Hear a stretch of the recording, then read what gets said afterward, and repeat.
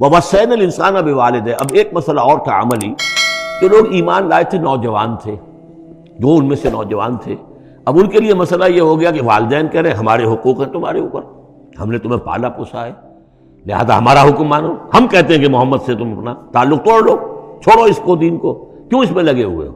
آخر تم ہماری اولاد ہو، ہم نے تمہیں پالا، خاص طور پہ ماں۔ حضرت سعد بن ابی وقاص کی والدہ، والد تو فوت ہو چکے تھے، لیکن والدہ جو ہے اس نے بڑے ناز و نام میں پالا تھا۔ اب اس کے بعد اس نے جو ہے مرن برت رکھ لیا اس عورت نے، ماں جو تھی حضرت سعد بن ابی وقاص کی، اگر سعد اپنے باپ کے دین میں واپس نہیں آتا تو میں اپنے آپ کو ہلاک کر دوں گی، مر جاؤں گی، نہ کچھ کھاؤں گی نہ پیوں گی۔ اب دیکھیے اس نوجوان، سلیم الفطرت نوجوان جو ایمان لایا ہے محمد صلی اللہ علیہ وسلم، بہرحال وہ ایک شریف انسان ہے، نوجوان ہے، ماں کی یہ حالت دیکھ رہا ہے تو کتنے بڑے امتحان سے دوچار ہو گیا۔ تو مسئلہ پیدا ہوا کہ ان معاملات میں کیا کیا جائے۔ ایک والدین کے جو احسانات ہیں وہ اپنی جگہ ہیں، والدین کا کے ساتھ حسن سلوک خود قرآن مجید میں 4 جگہ میں نوٹ کرا آیا ہوں۔ اللہ کے حق کے فوراً بعد والدین کا حق ہے۔ تو اب عملی سوال یہ ہے کہ جہاں یہ دونوں حق ٹکرا جائیں، والدین جو ہے شرک کا حکم دے رہے ہیں، والدین دین کے خلاف حکم دے رہے ہو، تو کیا کریں؟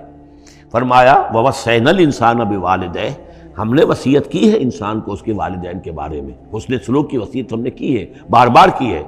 وَإِن جَاهَدَاكَ لِتُشْرِكَ بِمَا لَيْسَ لَكَ بِهِ عِلْمٌ، لیکن اگر وہ تم پر دباؤ ڈالیں، تم سے جہاد کریں۔ اب دیکھیے جہاد کا لفظ یہاں مشرک والدین کے لیے آ رہا ہے، جہاد جدوجہد کرنا، کوشش کرنا، دباؤ ڈالنا۔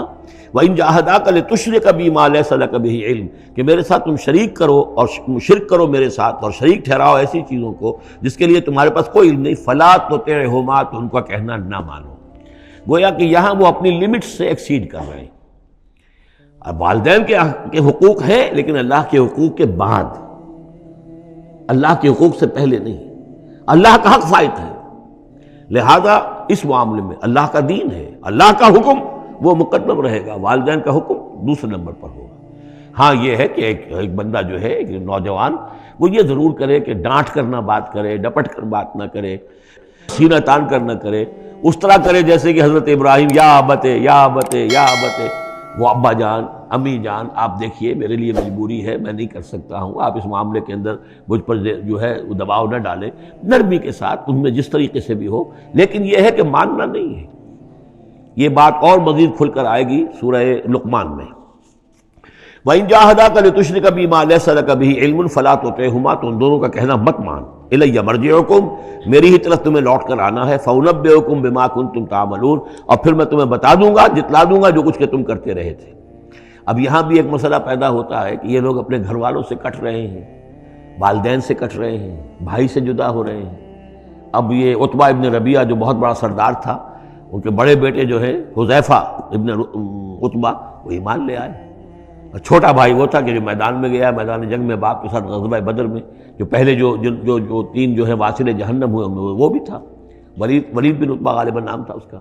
تو بھائی بھائی سے جدا ہو رہا ہے، رشتہ داروں سے اب کٹ گئے ہیں، والدین سے گھر نکال دیے گئے ہیں، تو اب ان میں جو ان کے دل زخمی ہیں، ان زخمی دلوں پہ مرہم کیا رکھا جا رہا ہے؟ وہ یہ ہے کہ تم صرف کٹے ہی نہیں ہو، جڑے بھی تو ہو۔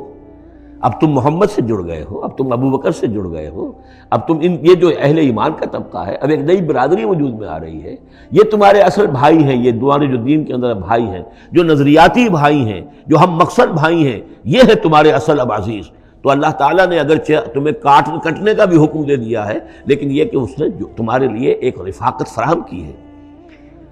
والذین آمنوا وعملوا الصالحات لندخلنہم فی الصالحین، اور یقیناً وہ لوگ جو ایمان لائے اور نیک عمل کرے انہیں داخل کریں گے صالحین میں، اور یہ داخلہ دنیا میں بھی ہو گیا۔ محمد رسول اللہ نے انہیں چھاتی سے لگایا، سینے سے لگایا، اور جیسا کہ 2 دفعہ ہم پڑھ چکے ہیں، حضور کو اللہ تعالیٰ حکم دے رہا ہے کہ آپ ان کے سامنے ذرا اپنے کندھے تواضع، آپ اے محمد آپ تواضع اختیار کیجئے ان کے سامنے، اپنے کندھے جھکائیے۔